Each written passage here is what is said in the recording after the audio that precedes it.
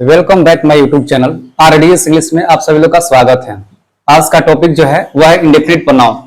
पिछले क्लास में हमने आपको पढ़ाया था 5 सर्वनाम यानी कि 5 प्रोनाउन, और अब हम लोग को पढ़ना है 5 और प्रोनाउन।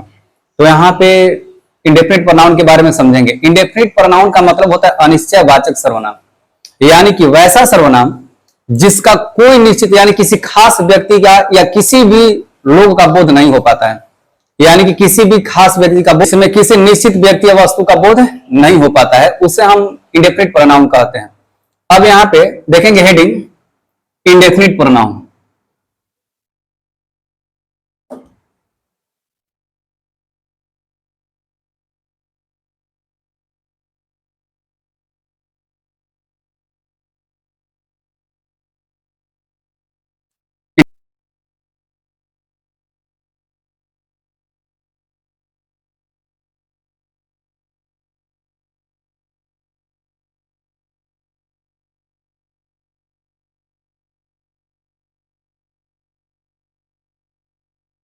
यानी कि इंडेफिनिट प्रोनाउन का मतलब होता है अनिश्चयवाचक सर्वनाम से किसी निश्चित वस्तु या व्यक्ति का बोध नहीं होता है, उसे अनिश्चयवाचक सर्वनाम कहा जाता है। अब यहाँ पे थोड़ा डेफिनेशन देख लेते हैं। अब यहाँ थोड़ा इसका डेफिनेशन दे दिया गया है, देखेंगे कि the pronoun used to talk about a person और thing indefinitely is known as indefinite pronoun.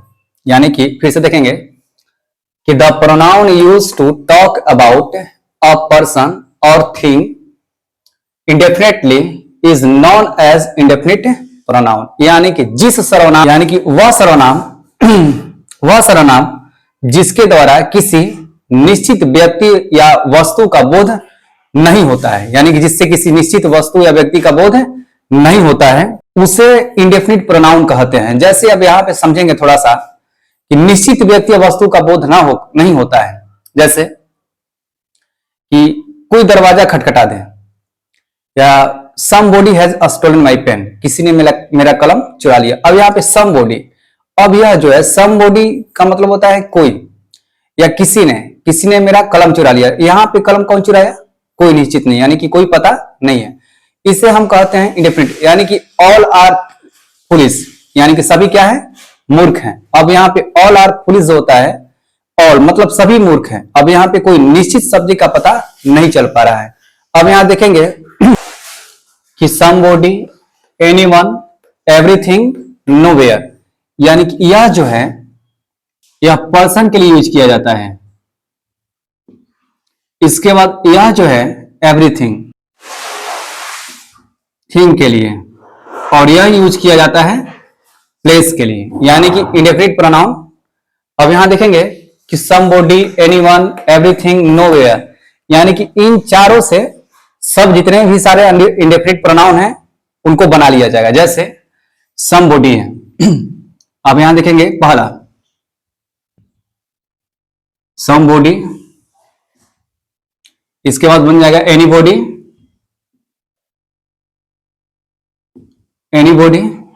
everybody,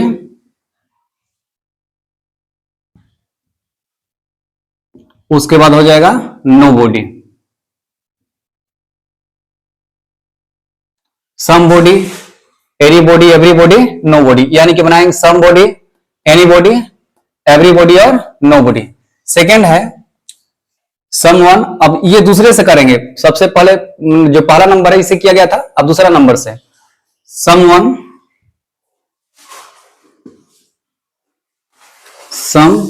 यहां पे ये छूट रहा है, someone, उसके बाद someone हो गया, anyone,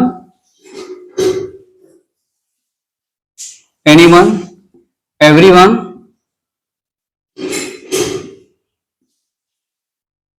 उसके बाद no one,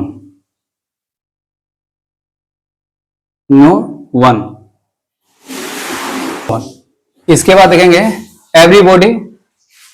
अब देखेंगे तीसरा नंबर से somebody हो, तीसरा नंबर देखेंगे। अब देखेंगे तीसरा नंबर हो जाएगा समथिंग, तीसरा नंबर हो जाएगा something, anything, something, anything, everything.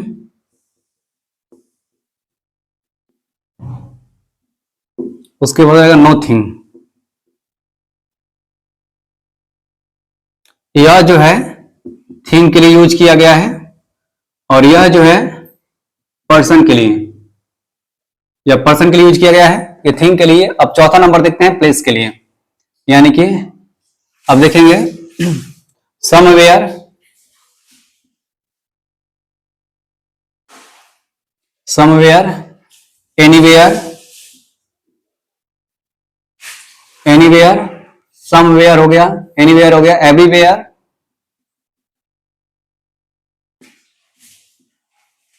Everywhere, nowhere. अब यह जो हो गया, यह हो गया प्लेस के लिए, यानी कि सब में से एक एक बना दिया गया है, इसे बोलते हैं हम इंडेफिनिट प्रोनाउन। यह सबसे शॉर्ट तरीका है, सबसे आसान तरीका है कि इस तरह से हम इसको निकाल सकते हैं। One, few, many, other, any, all, some, यानी कि ये जितने सारा दिया गया है ये जो है इंडेफिनिट प्रोनाउन है और इससे किसी निश्चित व्यक्ति या वस्तु का बोध नहीं होता है। जैसे पहला है somebody has stolen my pen। Number दूसरा देखते हैं anyone can do this, यानी कोई भी इसे कर सकता है। someone stolen my mobile phone। one come to meet me last day। Next देख लेते हैं all are foolish। अब यहां देखेंगे कि somebody, anyone, everything, nowhere, यानी कि ये चारों से, ये चार जो दिया गया है चारों से चार चार बना लेंगे। जैसे अब यहाँ पे somebody, anybody, everybody, nobody, someone, anyone, everyone, no one, something, anything, everything, nothing। Next है somewhere, anywhere, everywhere, nowhere। इसके बाद one, few, many, other, any, all, some, others भी हो जाता है, अदर्स। इसको बोलते हैं हम इंडेफिनिट प्रोनाउन। अब यहाँ थोड़ा एग्जांपल देख लिया जाता है। अब यहाँ पे कुछ एग्जांपल दिया गया है, जैसे रेस्पेक्ट अदर्स, यानी कि अन्य का क्या करो, आदर करो। somebody has stolen my pen, यानी कि somebody has stolen my pen, यानी किसी ने मेरा कलम चुरा लिया है। all are foolish, यानी कि सभी मूर्ख हैं। नेक्स्ट है anyone can do this, यानी कोई भी इसे कर सकता है। तो ये इंडेफिनिट प्रोनाउन है और इसमें किसी निश्चित व्यक्ति या वस्तु का बोध नहीं हुआ है, कि मतलब कौन किसी काम को कर रहा है, यानी कि इसमें किसी निश्चित व्यक्ति या वस्तु का बोध नहीं हुआ है, इसे कहते हैं हम इंडेफिनिट प्रोनाउन। नेक्स्ट वीडियो देख लेते हैं। नेक्स्ट है डिस्ट्रीब्यूटिव प्रोनाउन, यानी व्यष्टिवाचक सर्वनाम। अब यहाँ पे बात की जाएगी डिस्ट्रीब्यूटिव प्रोनाउन के बारे में। आज हम लोग को डिस्ट्रीब्यूटिव प्रोनाउन के बारे में देखना है, यानी कि डिस्ट्रीब्यूटिव प्रोनाउन का मतलब होता है व्यष्टिवाचक सर्वनाम। अब यहाँ सबसे पहले हेडिंग और डेफिनेशन देख लेते हैं डिस्ट्रीब्यूटिव प्रोनाउन का, उसके बाद इसके बारे में पूरा डिटेल आपको बताया जाएगा। ये हेडिंग है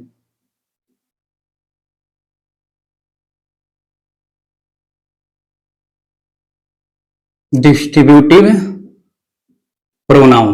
डिस्ट्रीब्यूटिव प्रोनाउन का मतलब होता है व्यष्टिवाचक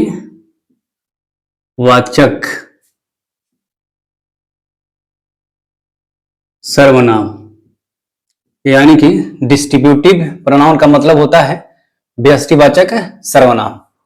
अब यहां पे थोड़ा सा इसका डेफिनेशन देख लेते हैं, इसके बाद इसका पूरा डिटेल आपको बताया जाएगा। सबसे पहले देखते हैं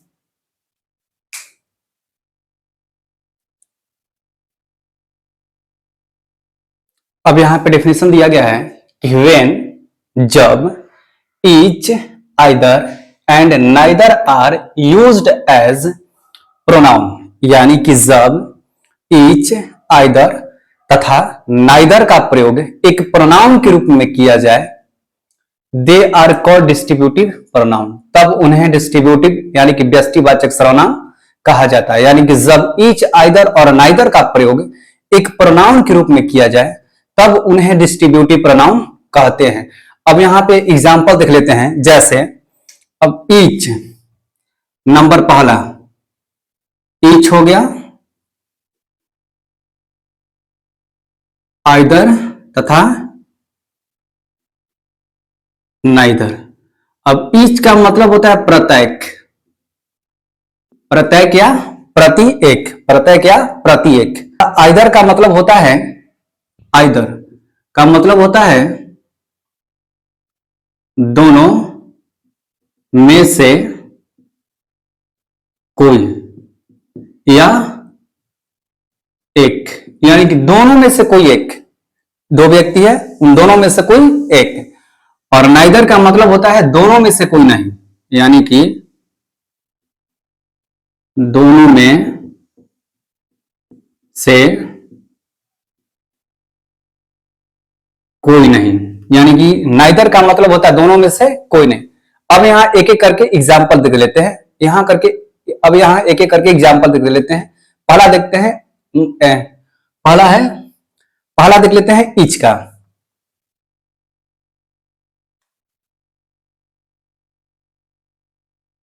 यानी कि पहला, each of the boys, each of the boys is intelligent.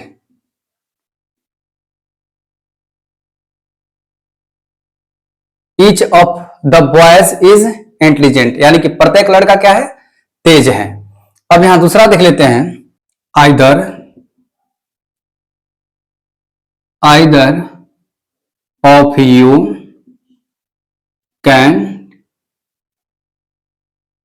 Take this book. अब यहां पे either of you can take this book, यानी कि लिखा हुआ है कि तुम में से कोई एक इस किताब को ले सकता है, यानी कि either of you can take this book, यानी कि तुम में से कोई एक इस किताब को ले सकता है। इसे बोलते हैं हम डिस्ट्रीब्यूटिव प्रोनाउन, यानी कि इस का मतलब होता है प्रत्येक, आइदर का मतलब होता है दोनों में से कोई एक, और नाइदर का मतलब होता है दोनों में से कोई नहीं। डिस्ट्रीब्यूटिव प्रोनाउन, डिस्ट्रीब्यूटिव प्रोनाउन का मतलब होता है व्यक्तिवाचक सर्वनाम। अब यहां पे डिस्ट्रीब्यूटिव प्रोनाउन का मतलब होता है कि ईच, आइदर और नाइदर का प्रयोग जो होता है एक प्रोनाउन के रूप में किया जाए तो इन्हें डिस्ट्रीब्यूटिव प्रोनाउन कहते हैं। जैसे ईच का मतलब होता है प्रत्येक या प्रति एक, आइदर का मतलब होता है दोनों में से कोई, और नाइदर का मतलब होता है दोनों में से कोई नहीं। अब यहां लिखा हुआ है कि each of the boys is intelligent, यानी कि प्रत्येक लड़के क्या है, तेज हैं। दूसरा है कि either of you can take this book, यानी कि दोनों में से कोई एक इस किताब को ले सकता है। अब इसे हम, नेक्स्ट है रेसिप्रोकल प्रोनाउन, यानी कि नेक्स्ट जो है वह है रेसिप्रोकल प्रोनाउन, यानी कि नेक्स्ट जो है वह रेसिप्रोकल प्रोनाउन है। अब रेसिप्रोकल प्रोनाउन के बारे में थोड़ा समझ लेते हैं।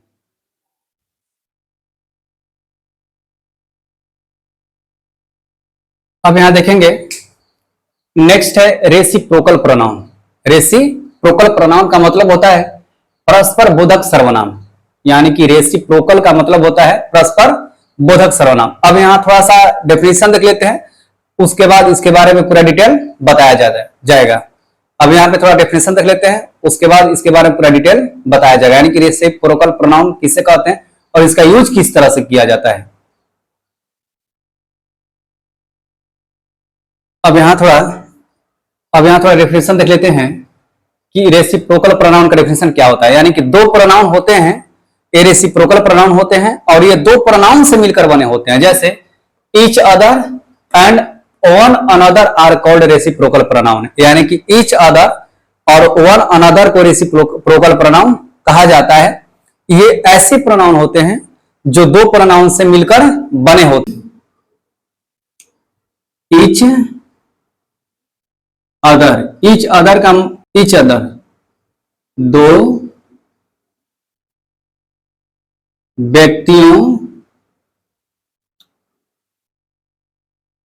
व्यक्तियों या वस्तुओं के लिए, यानी कि ईच अदर जो होता है उसका प्रयोग जो होता है दो व्यक्तियों या वस्तुओं के लिए, यानी कि ईच अदर और वन अनदर जो होता है वह दो व्यक्तियों या वस्तुओं के लिए किया जाता है। अब नेक्स्ट है वन अनदर। वन अनदर, अब इसका प्रयोग जो होता है दो से अधिक व्यक्तियों या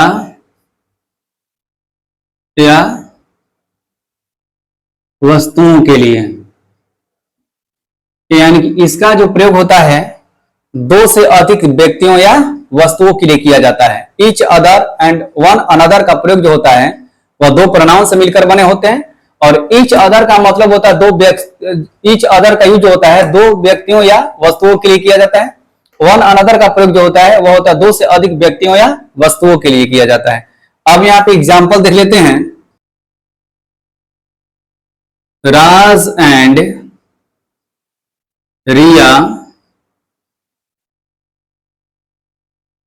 लव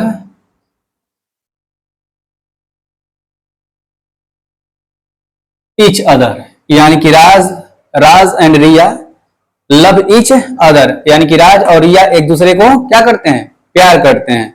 यहाँ पे Raj and Riya love each other, अब ईच अदर का प्रयोग जो होता है दो व्यक्तियों या वस्तुओं के लिए किया जाता है, यानी कि राज और रिया एक दूसरे को क्या करते हैं, प्यार करते हैं। और यहाँ बात करते हैं वन अनदर का, तो वन अनदर का मतलब होता है दो से अधिक व्यक्तियों या वस्तुओं के लिए। जैसे एक एग्जांपल देख लेते हैं।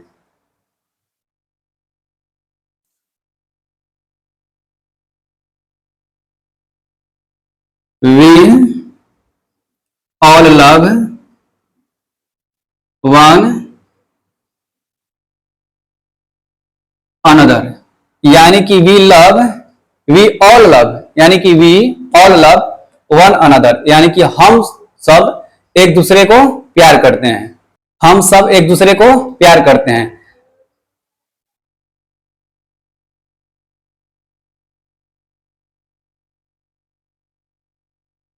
दे हेल्प वन अनदर, यानी कि वे एक दूसरे को क्या करते हैं, मदद करते हैं। अब इसे बोला जाता है रेसिप्रोकल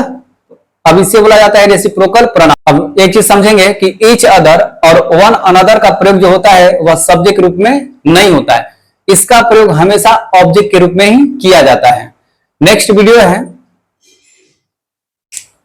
रिलेटिव प्रोनाउन, यानी कि नेक्स्ट वीडियो है रिलेटिव प्रोनाउन, उसके बाद है इंट्रोगेटिव प्रोनाउन। वीडियो के साथ जुड़े रहें।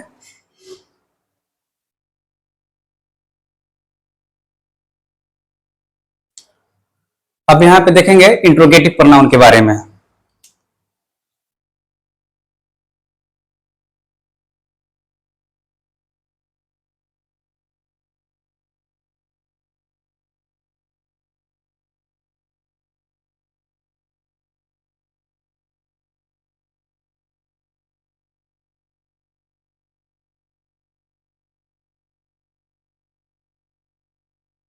अब यहाँ पे देखेंगे इंट्रोगेटिव प्रोनाउन के बारे में, यानी कि इंट्रोगेटिव प्रोनाउन सबसे पहले इसका डेफिनेशन देख लेते हैं, उसके बाद इसके बारे में पूरा डिटेल बताया जाएगा।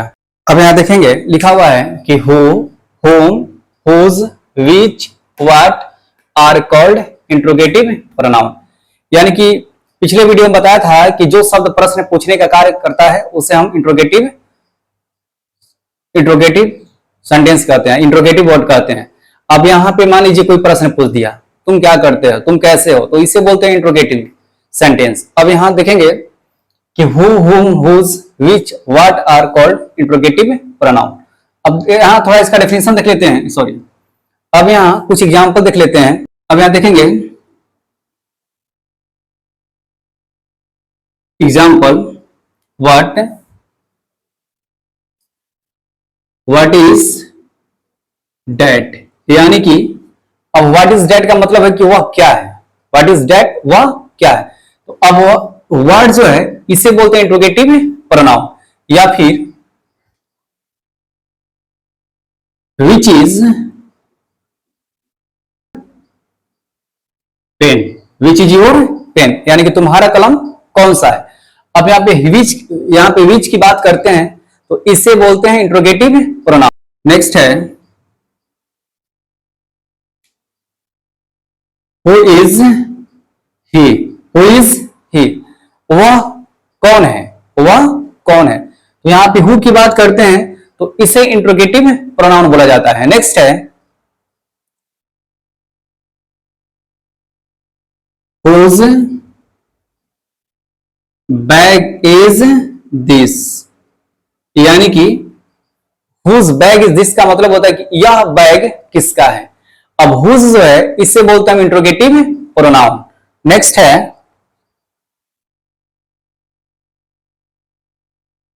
What is your name, what is your name, यानी कि तुम्हारा नाम क्या है। तो यहां पे व्हाट की बात करते हैं तो ये इंट्रोगेटिव प्रोनाउन है। लिखा हुआ है कि who, whom, whose, which, what are called interrogative pronoun, यानी कि who, whom, whose, which, what को इंट्रोगेटिव प्रोनाउन कहा जाता है। यहां पे एग्जांपल दिया गया है जैसे what is that, which is your pen, who is he, whose bag is this, what is your name. ये जितने सारे दिया गया है इसे बोलते हैं हम इंट्रोगेटिव प्रोनाउन, यानी कि इनसे कोई प्रश्न पूछा जाता है या इनसे कोई सवाल किया जाता है। यदि वीडियो अच्छा लगे तो लाइक शेयर कमेंट करना ना भूलें।